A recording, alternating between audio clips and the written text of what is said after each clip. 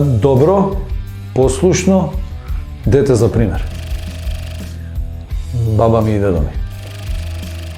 Бев председател на младинска организација, бев наместо да бидам во склоп со правилата и прописите, бев доста бунтовен и секогаш бев на страната на учениците.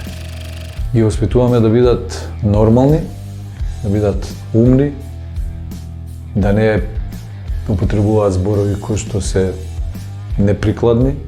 Со гледање на YouTube и се она што се појавува на интернет е изузетно тешко да ги држиш у вистински колосек. Дека сум наркоман. Катастрофа. Има три, односно има четири. Првата е сам, втората е по навика, третата е љубов и четвртата е оваа последна, вака не може. Вака не може, последна, тоа ќе ја погоди онака у срце. Омилен стих, јас сум пораснат на овој асфалт, на него ќе сум се дорможам.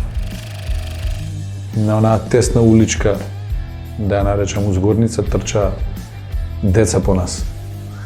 И како ние стартуваме со дубол, така они трчаат по нас. Тоа беше изузетно симпатично, затоа што они се чисти души, искрени, добронамерни. Дури почнаа да ја учат песмата. Така по некој збор, по некој стих ќе говореле.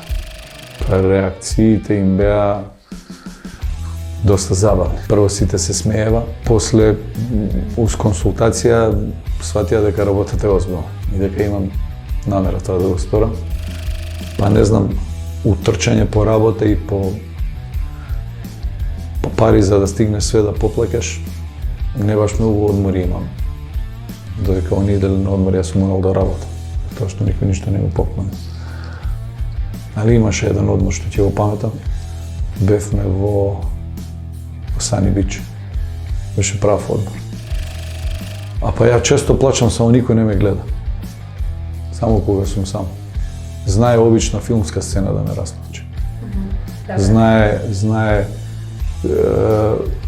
знам дека ќе звучи можеби патетично.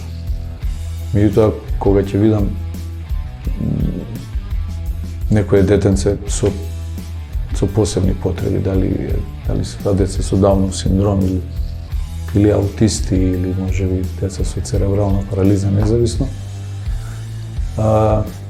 Не плачам, али имам кнедло у грло и секогаш ми паѓа на ум тоа да сме само епизодисти во овој свет. Влез на една, излез на друга врата. Па стани са бајле, однеси деца у школо, истрчај на кеј, ако имаш време 10 и јаче, а ако немаш време барем 5 километри. Онда се враќаш, се тоа што следи во денот, не знам, од туш, можда кафе.